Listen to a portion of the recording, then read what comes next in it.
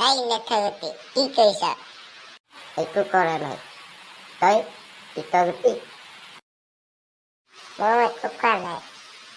এইফালে সত্য আহিছে, ককা আহিছে। এই পোৱালি কি কৰিছ তহঁতি ইয়াত?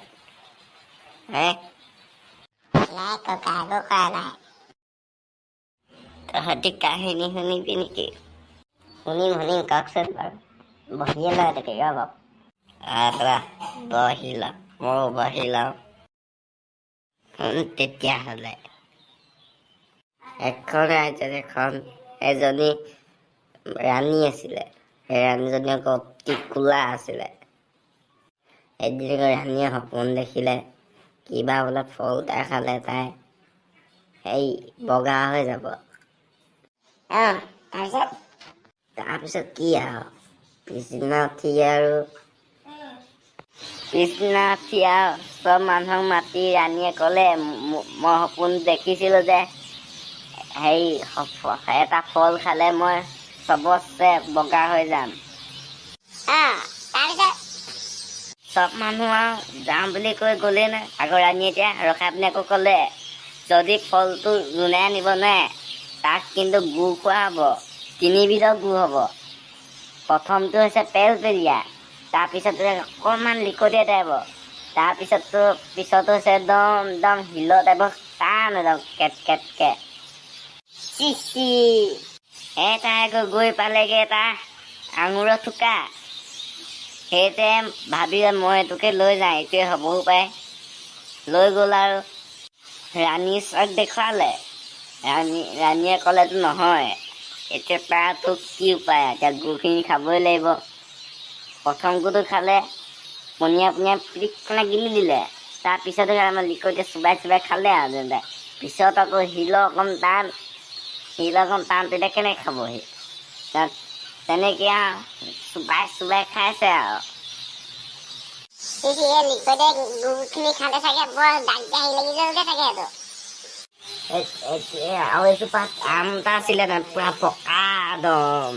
সেই দুজনী মাইকী মানুহে দেখিলেহি নহয় আকৌ দুইজনীকে সেইটো আম লাগি গ'ল। এতিয়া দুইজনী একদম কাজিয়া, ঘৰুৱা যুদ্ধ লাগি গ'ল। ইজনী শকত পকত আছিলে, সেইজনী জিকিলে গিলাচত। সেইজনী নহয় আকৌ আমটো মহাৰাণীৰ ওচৰত দেখুৱালেগে। মহাৰাণী যে আমটো হয়নে? তাই ক'লে আৰু মহাৰাণীয়ে নহয় বুলি ক'লে। তাৰপিছত কি আৰু তাই বোলে গুড় খাইছে, তেনেকৈ খাই কৈ আছে আৰু একদম গুড়খিনি তাই একদম পেলপেলীয়া গুড়খিনি একদম পিটিককেনে গিলি খাই দিলে। লিকটীয়া গুড়খিনি আকৌ চোবাই খাইছে আৰু অকণমান দেৰি দিছে। পিছত তাৰ গুড়খিনি তাই একদম তাৰমানে আধা ঘণ্টামান চোবাই আছে।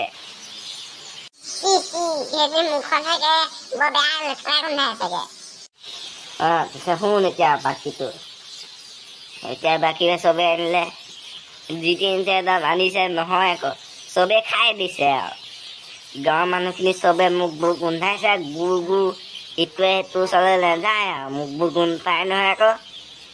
ৰাণী পিছে সপোন দেখা আগদিনা কঁঠাল খুব খাওঁ লাগিছিলে। তাই আনিলে নহয় কঁঠাল। এতিয়া ৰাণীও খাই দিলে। তাৰপিছত খালে আৰু ৰাণীয়ে এতিয়া পিছদিনা উঠি চালে মুখৰ আইনাত, একদম এনেকুৱা বগা হৈ গ'ল।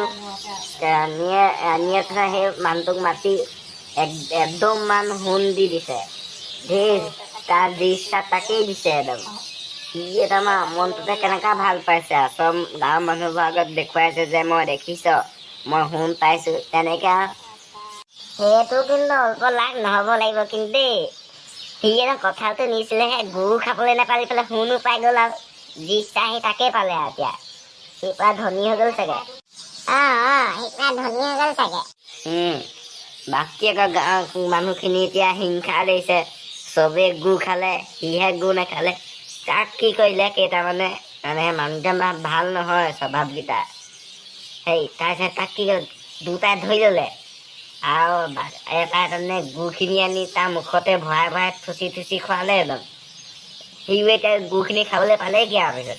এতিয়া সিনো ক'লে কি কৰিব আৰু সেইকেইটাই ক'লে আৰু ভিউৰ কাৰণে পিছত গুখিনি খাবলৈ পালেগি আৰু এইখিনিতে কাহিনীটো সমাপ্ত হ'ল আৰু কাহিনীটো শুনি ভাল লাগিলে কিন্তু দেই ককা ভাল লাগিলে না আমাৰ খাটি গাঁৱলীয়া কাহিনী হয় বন্ধু বান্ধৱীসকল আজি ভিডিঅ'টো চাই যদি ভাল পালে এটা লাইক কৰি কমেণ্ট কৰি দিব দেই আৰু চেনেলটো প্ৰথমবাৰ আহিছে যদি চেনেলটো ছাবস্ক্ৰাইব কৰি বেল নটিফিকেশ্যন অন কৰি দিব আৰু এই নতুন পাৰ্টটো কেনেকুৱা লাগিলে এবাৰ কমেণ্টত জনাব দেই আৰু ভিডিঅ'টো যিমান পাৰে শ্বেয়াৰ কৰি দিব দেই আৰু ছাবস্ক্ৰাইব কৰি দিব কাকা ছাবস্ক্ৰাইব নহয় ছাবস্ক্ৰাইব হৈছে আৰু কিবা এটা দে মই ইংলিছ ক'ব ইমান নাজানো নহয়